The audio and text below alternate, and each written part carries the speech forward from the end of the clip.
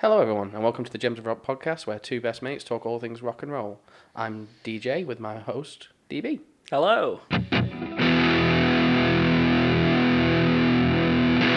Right, a little trend that you've been starting. You always seem to be picking out rock news and tidbits here and there. Lay them on me. Yeah, so I've got a couple of bits of rock news that have come for this past week. Asking Alexandria are about to drop a new album called Alone Again. And we saw Asking Alexandria when we went to go see Bullet for My Valentine one time, didn't we? They were the support act. And as I said before, it's one of those bands that I wish I knew more of before I went to go see them live. Seeing them live, they were amazing. And they put on a great show, and they were a great support act for Bullet for My Valentine. They really got the energy going. They absolutely timed to perfection. The songs they played, how they played them, how they introduced Bullet. It was just like a seamless, like almost like the perfect roller coaster. It was just tick, tick, tick, tick, constantly clicking up. There wasn't a downtrend. They were very, very good, yeah. So after that, I would listen to their sort of new album that came out just after that, and really got into them and really liked them. So yeah, lately they've got new albums coming out. So. I think to me they're still one of the only bands, and not that I've seen a lot of bands throughout my time, but I almost prefer them live. Sure. I almost quite struggle to sit down and listen. Like, they're not in many of my playlists, so I don't really go, "Oh, I'm in Asking Alexandria mood." Yeah. You know, but and maybe it's just the bias of the memory. That's it. We're there. Yeah. We're at the Bullet gig. We went out and got sloshed. Yeah, they can perform these tracks live, and you can see the energy that comes from them when they play it. So we do some cracking stuff on Punk Goes Pop, but I've not heard much of that Punk Goes Pop. I think they do. I think they do the Apologise. Is it? They do. Or was it? Anyway. I'll definitely be jumping on the new Asking Alexandria album. Other bit of news is Corey Taylor has had to pull out of a festival he's doing because he's tested positive for COVID. I know. So he put the article said he was set to perform as a solo artist this weekend at the Astronomic.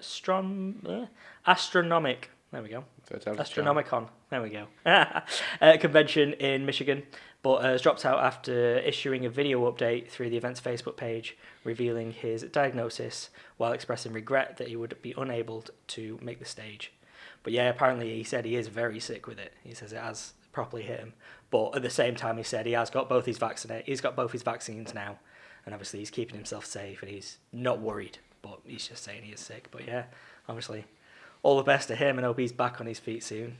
Gutted for anyone that was going to see him. Yeah, it's a real kick in the teeth. Again, sort of after the Joey Jordison passing away these past couple of weeks, he's been on my newsfeed constantly. Again, he was doing with his Corey Taylor lineup. They did a cover. They did Wait and Bleed.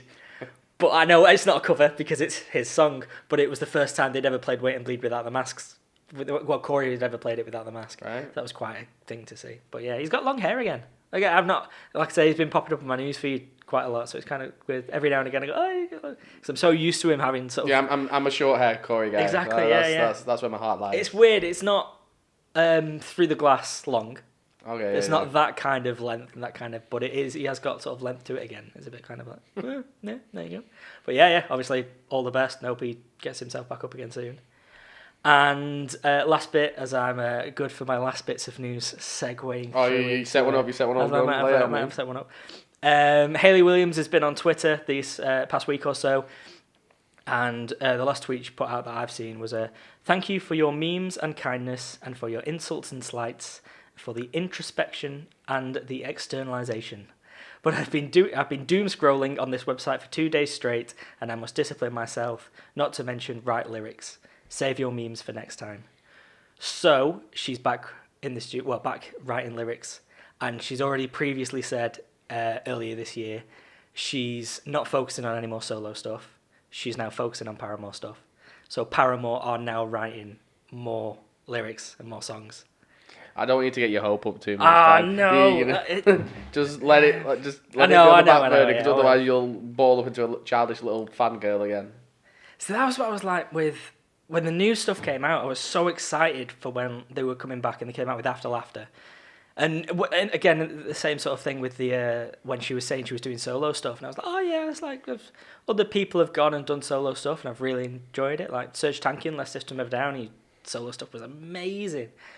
We've done an episode on My Chemical Romance, and Jared Way's stuff's pretty good on his own, and so I was like, yeah, we'll listen to the Hayley, and I think we'll get into it a bit more in a bit, but it's Yeah, it wasn't what I thought it was going to be. But yeah, so this week, I want to talk about Hayley Williams and Paramore to let's do it. all measures. So I've got some quick fire facts that we can start it off with. She was born in Mississippi in 1988. Spell it without looking at you. No, don't look at No. You know, watch Matilda, Mrs. M, Mrs. I, Mrs. S, S, I. No? I've not watched Matilda since I was about 6. Okay, so Mississippi, okay. Go on, spell it. Well, it's Mrs. M, Mrs. I, Mrs. S, S, I, Mrs. P. Oh, no, fuck. No, come on, Mr. fucking Geography. American Geography don't count, does it? Mississippi, 1988. Moved to Tennessee with her mother after her parents got divorced when she was 13. And she was actually homeless for a short period of time in that bit as well, during the sort of divorce and move. She met Josh and Zach Farrow at school and started getting vocal lessons while she was there. Her vocal tutor actually wanted her to go solo and was going to did get signed with Atlantic Records for her to become a solo artist. Again, at that sort of teenage high school age, which is just mad. But she wanted to carry on. She'd started the band with the two brothers and wanted to carry on that kind of thing. She said she didn't want to become more like a generic pop star that was around for a couple of hits and then disappear. So she carried on with the band. So rather than Atlantic Records, such a major company pushing that way, they took the Paramore over to Fueled by Raymond, which are a sort of a sister company to Atlantic Records, but slightly smaller, more for the up-and-coming bands in that sort of pop-punk genre. But she was 17 when the first debut album was released, That All We Know Is Falling. And it's just upsetting, isn't it? It's just like, again, we don't say our specific ages on this podcast. Like, we let people work it out by little points we make of. But that's the year we started high school. It's just upsetting, isn't it? She was 17 when All We Know Is Falling came out. And it's such a great album, that first album. It's so good. I don't know how it performed, if you've got that, but I know it didn't do as well as especially Riot, which we'll get into, but it was, the songs on it were brilliant. The song All We Know is so good. I like Conspiracy off it. They've got the first singles off it, I think, were Emergency and Pressure, which again they're such iconic songs for them. And I can't believe how young they all were. Like, again, they were all the sort of similar age as well. So to be achieving that kind of level of talent and strong songs is insane at such a early age. It's upsetting. So have you heard anything off the first album, The All We Know Is Falling? You already named them. I think I know. I can't say I'm the biggest fan. I think I'd probably class myself a fair weather fan. Sure. If I can name the song, I like it. Yeah. But I will never come to your level. So I think on every album of Paramore's, not that it's necessary if it was released as a single, I think I can name Pressure, I can name Emergency. Sure, You go to Riot, I can name That's What You Get, yeah. Misery Business, Crush, Crush, Crush, and then what is Brand New Eyes, is that the next one? Brand New Eyes was the next one. So that's Ignorance and Brick by Bone Brick, isn't it? Yes. So again, that's what I mean. So I almost wonder if I did a best, I could do a banging best of. But besides them, I could like I said on the first album, it'd just be Pressure and Emergency. Yeah. Well, it was Riot that I got into them. So again, I think everyone, the vast majority of all their fan base will have got into them through Misery Business, because that was the song that I think would have been their biggest. It'll still be their most download or whatever. But that I remember Misery Business coming out and kids had it on their phones as like ringtones, or had the songs on their Sony Ericsson whatever, and people would turn their Bluetooth on a coach somewhere, and everyone would share all the different tracks and different videos that they've got with each other. And I remember someone sent me Misery Business, and I had it on my phone in high school for a bit, and I was like, yeah, this is brilliant. This is a great track. But again, that was the era of them being all over Kerrang! Again, when I was that kind of age and coming back and watching music videos. So you had the video for Misery Business, the video for Crush, Crush, Crush, for, That's What You Get, which is, Riot's amazing. For a pessimist, I'm pretty optimistic. That's What You Get, Hallelujah, Misery Business, When It Rains. My favourite Paramore song of all time is Fences, which is off the Riot album. It's really, I've got such a love for the first album, That All We Know Is Falling, from going back and listening to it and listening how they started. My favourite track of them is Fences, which is off the Riot album. My favourite album is Brand New Eyes. So it's a real kind of split across all of them, but I think they're just amazing. And again, just the age she was and just what she was able to achieve with the band. And so favourite song is off the Riot album, yes. Fences. But your favourite album is Brand New Eyes. Brand New Eyes. Yeah. So again, I went to go see them in high school. I was lucky enough to be able to go with a few friends to go and see them in Manchester. And they were supported by You Me at 6 as well. So it was a pretty fucking amazing gig.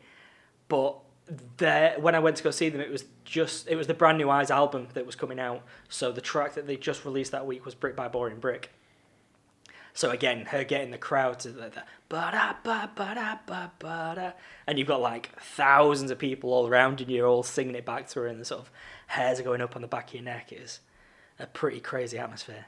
And I know you've got a bet on of how quickly it'd take to come out with it. But yeah, Hayley Williams blew me a kiss. Did she? Yeah, she did. Yeah. I've spoken to people who were at that gig with you, and there's some inconsistencies in your story. There's some spots, there's some holes there. The whole truth is that Hayley Williams blew me directly a kiss. Where do you see this gig? The MEN, which is what it will be forever called. Yeah, the MEN Arena. So, yeah, directly me, pointed directly at me. She said, like, she didn't say you there. She just kind of sort of made the eyes and pointed at me.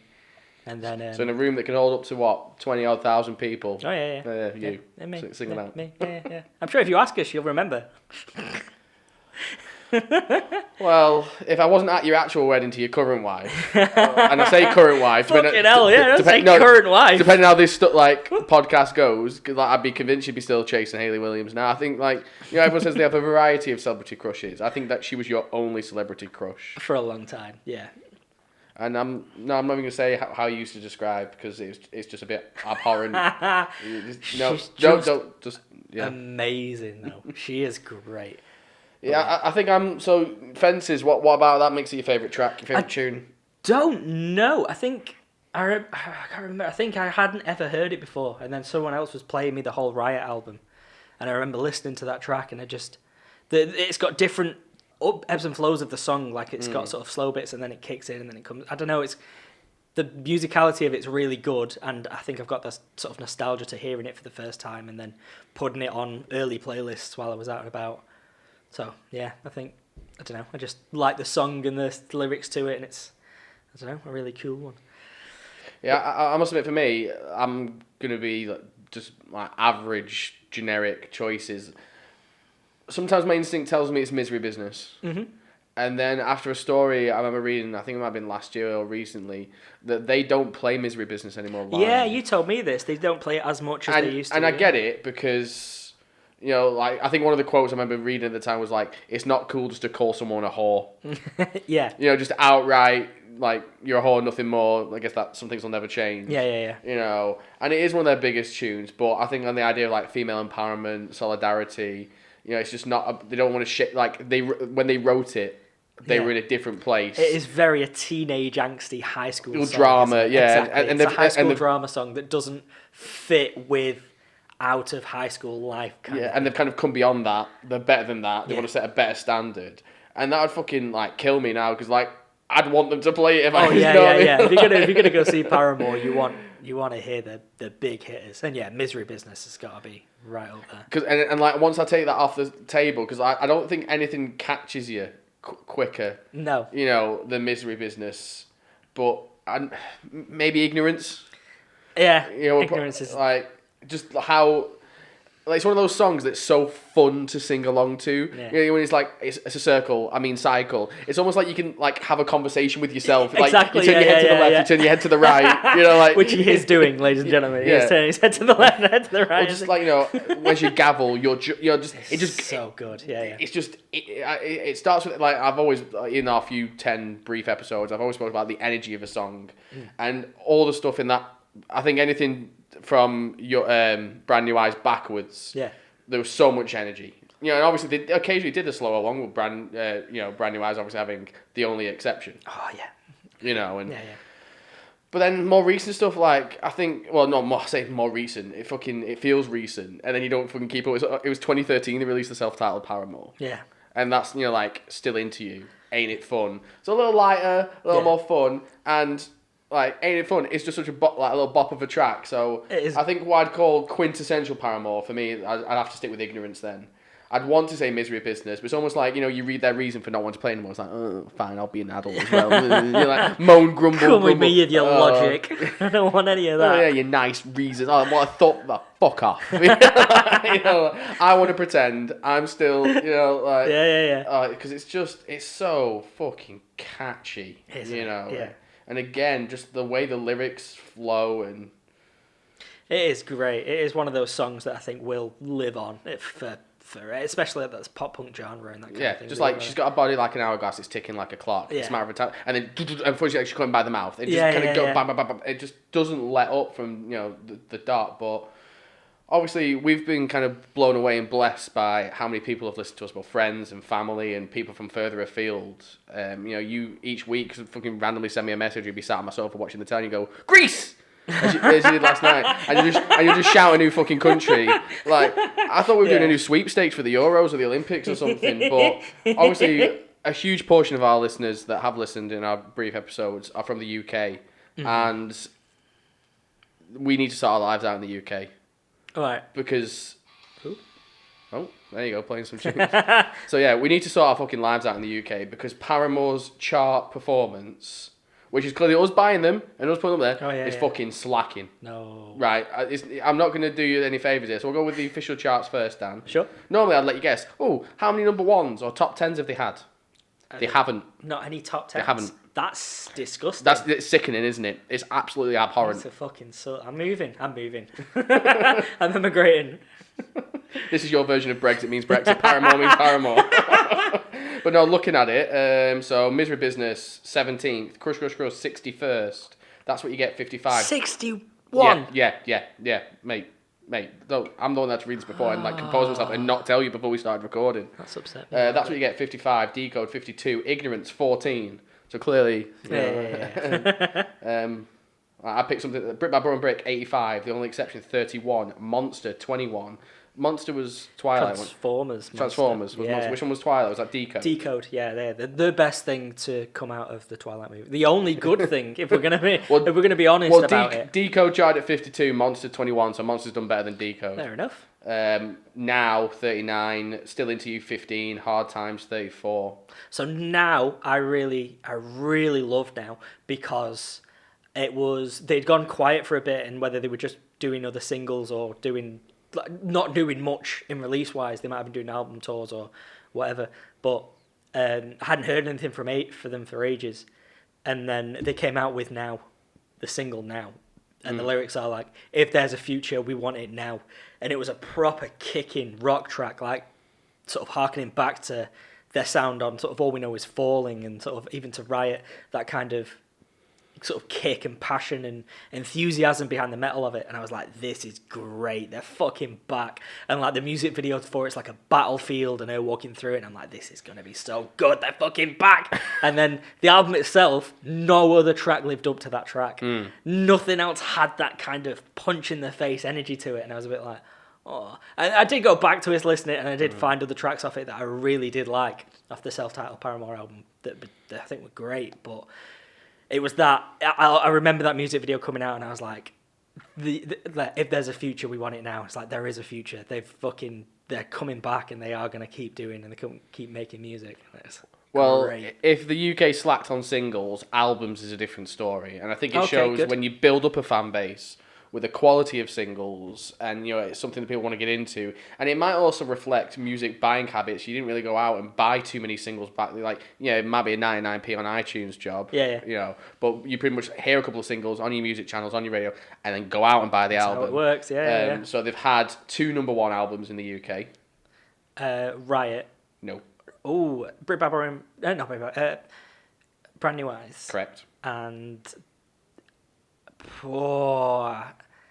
see, I know the self-titled one did well. Did that? So it's not After Laughter, right? Okay. After Laughter's peaked at number 4. Okay, right, brilliant. So it's still a top 10. So Brand New Eyes number 1, Paramore number 1, Afterlife number 4. But I think what also shows its strength. So Riot only peaked at 24, but in terms of its week on charts, which I think again longevity is always impressive. It has 47 weeks in the charts. Yeah. So Brand New Eyes is the only other album there that beats it at 52. So Brand New Eyes got to number 1 and stuck around for a long time, but equally so did Riot. So there was enough Riot sales. You're just keeping it in the mix. So it's definitely up there. In terms of the US chart history, again, it's the Paramore album that's the most successful. There were a few top 10 hits. Brand New Eyes was number 2. After Laughter was 6. It's quite hard to find the singles. Again, me and the vendetta against the Billboard website. Let's just fucking sort your life out. Get it sorted. But yeah, there's definitely they've got strength. They've got almost a cult following in terms of how their albums have done, how long they've spent in the charts. So again, sort of going forward with it, I say Brand New Eyes was my favourite one because it was when I was in my biggest sort of Paramore obsession kind of things. Like, these were amazing. So I remember, like I say, I was on the Brand New Eyes tour. I had the T-shirt. I've still got profile pictures on my Facebook page of me in the Brand New Eyes T-shirt, like out skating, because everything on that album was just amazing. Again, self-titled album I did really like. I went back to it after being a bit like, I was like, well, it's different, isn't it? It was a bit more. And again, After Laughter, there's some great tracks on it, like the ones they released, like Hard Times. It's a really good track. And I think that's me. I'm out now. I know Fake Happy. I know a load of stuff on it, but Hard Times is a pretty strong opening, isn't it? Yeah, it's a good opening for an album. And it's not as rock though, is it? I think that's the problem with Paramore, and I suppose like we said, we always want to talk a band, but then equally we kind of talk the lead person, male or female. And I think it's a good time to maybe talk about her solo stuff. Because both this past week and a half, you and I have been like, right, we'll give her solo stuff a proper listen. Yeah. And I listened to her first album before you, didn't I? Mm-hmm. And I didn't pull a great face when you asked me how I found it. Yeah, I was like, oh no. and I think on reflection, I was ready to come on here today and absolutely fucking slate it and be dead. Because we're going on the internet, you have to have a strong opinion, you have to be super loud and shouty and swearing. I was like, you know what? It's not a bad album. It's different. And I don't like it. No. It's not that it's Which bad. Which is fine. You know what I mean? It's absolutely that's what fine. it is. Yeah. People, it's different tastes and different styles. You're allowed to like one thing and not another. Because whilst I was listening to it, I found the songs very stop-starty. Yeah. Not flowing in a way. No. It didn't really have one speed or one pace to it. It kind of started and it was quite hard. I know songs are hard to sing along to when you don't really know the words. But a song plays and you can generally follow the beat or the rhythm or the speed or the pace. And I think, like I said, I've got this, mid-high school, college period where Paramore, to me, in my head, nothing but energy, speed, in your face, non-stop from the word go, your ignorances, your misery businesses. It's riot. The word riot embodies just crush, what they word. It's that kind of... And that's when you attitude. Their self-titled Paramore came out. That was a bit weird. Oh, okay, you're slowing it down a bit poppy a bit. And then After Laughter, like you just said, poppy again, with Hard Times. And obviously Brand New Eyes had Only Exception. It was like, whoa, where's this come from? Yeah. But for me, I decided, and this is a bit of a shout out to one of our good friends, Matty Fell, who would love and he listens to the show a lot. I listened to Hayley Williams' first solo album and I was like, you know what? Fella like this, and you know why I thought he'd like it? Because it's just fucking weird. Not to judge your music taste, Fel, but it's just a bit odd. It's just a bit out there. It's a little bit funky. I'd probably use the adjective funky, but I was just like, I was trying to listen to it. I was just like, never really fucking gets going. And for me, to enjoy a song, I want to be able to sing along to it easily. Or I want it to be fun to sing along to. Or at least have that energy. One or the other. If it's got the energy and it's fun to sing along to, fucking, everyone's a winner. Yeah. But it just kind of... Oh, exactly. The pacing of it's almost uncomfortable. It is, isn't it? It's weird to describe, but it is. It's almost the songs on it are a bit kind of like... And I get it. Some of the stuff she's talking about on it is a lot more grown up and adult. And it's a lot storytelling, more... The storytelling. And like her lyrics, she's still amazing with her lyrics and stuff like that. But it's almost... Yeah, it's not something I can put into words. It is almost it's almost uncomfortable. Yeah, it's how I can best describe it. Yeah. It's not as flowing. It's not as energy. It's not as. It's more like you're sat at home artistic. And your next door neighbours are having an argument in the street. Yeah. Like you don't want to look and listen, but you kind of are. And you have no choice, but you're not happy about it. Yeah. It's just, Again, I don't want to sound like I am slighting it because it's different. Some people will absolutely love it. People who probably don't like Paramore give the self-titled one a go. It's completely different. Yeah. It's not a Paramore album. Yeah. It's not Paramore. Different instruments, different uses of them. Yeah. Yeah, really. It is. Like, funky was the nice adjective I could come up with. Yeah. It's just not... It doesn't suit with this podcast, maybe. Yeah, it doesn't... Like, rock is a large umbrella term. It don't rock. No, it's not. It's not a rock album at all. It's soil. It's not fully formed yet. Like, it's fucking loam at best. So, Petals for Armour, not for us. But I've been listening to Flowers for Vases, or Vases. Vases. Vase. Vase? What? Where was vase? Who says vase? I don't know. It's like face, isn't it? Face. No, it's not like face. It's not even spelled slightly the same. Yeah, vase. Well, I ain't posh. It's vase. That's vase. Is it what? I don't know. Which is scone and scone. It's not Scone. that kind of... It is scone, so why are you saying vase? I don't know. Find me. Get up from this table. I can't. This table's too long. I've not got the energy. But I've been listening to Flowers for Receptacle That Holds Them. Right. I like that. Okay. And yeah, it's pretty banging, to be fair. Yeah. I'll give it a go. Imagine 14 tracks on the same level as The Only Exception. And I'm not saying they're all that good, but it's just stripped back. Is it like acoustic guitar? Pretty much just acoustic. Yeah. Very, very, very simple. So she doesn't faff around with the sync. She's just kind of pure in like a vocal approach. She's not up, she's not down, she's not, like she does on Petals for Armour. It's just kind of her singing. Very simple rhythm in terms of the beat. And because just she can. Simple guitar. It never really... And I only listened to probably... let's try and count using my fingers. A good job I've not got my shoes on. 1, 2, 3, 4, 5, 6. Yeah, I listened to about 6, 7 other tracks, and they're all really good. And the lyrics are quite clear. Yeah, again, I haven't quite understood what story she's trying to tell. There was one called Trigger It and one called Over the Hills, and they were both absolutely awesome. Right, okay. So I really like her acoustic style, her acoustic singing along to the guitars. Again, my favourite song will still be Fences, because, again, that's like a jerk reaction kind of like, Fences. For a long time, and it's still up there, is Misguided Ghosts, which she's got, which again is just I was singing it before, and I was trying to check the mic, it was alright. Again, it's a really nice acoustic flowing song, and it's just...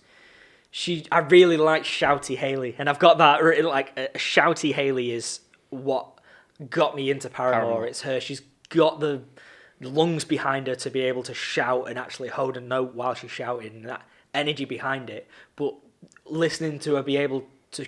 She can sing slow, acoustic, melodically. It works really well. So yeah, I'm definitely up for listening to some more stuff like that. Yeah, so for me, we do like our recommended section. I recommend you avoid Petals for Armour. Like, we never normally do a avoid, but that's just me. But I definitely recommend people to listen to Flowers for the Receptacles That Hold Them. Just so I don't piss off Danny again. But on it, I really like Over Those Hills. That's quite a good one. Another one's called My Limb. It's got some really good tunes. It's definitely one that, like, you want something more relaxing, like kind of concentration music, just something in the background. Sometimes you're there just want to do a bit of work or whatever. That maybe like me marking some books. You don't want always in your face rock because end up tapping the pen too much and singing But yeah, it's absolutely quality. But that's the problem, is like trying to separate her from Paramore. She's not doing Paramore, she's doing her own thing. Exactly. She's always said that Paramore is the band. Paramore is that rock band. The Hayley Williams stuff is not Paramore, and she has always been dead clear of trying to separate those two things. Yeah. But it'd be nice to see what they get into and how poppy or what kind of sounds do they? Because they've definitely sampled a few bits of music, but they've never gone too electronic, have they? Not really. Again, they went a bit more synthy and electronic in the more modern stuff. Like Hard Times has got electronics and different sort of synthy elements to it, but again, only sort of dip their feet in it kind of thing. It's not really that big of an electronic sound. But yeah, again, that was one of the more things that I was kind of like, oh, well, yeah. But it's like bands evolve, don't they? They change their sound and they change how they go. As far as recommending tracks, I'd go Conspiracy off All We Know Is Falling.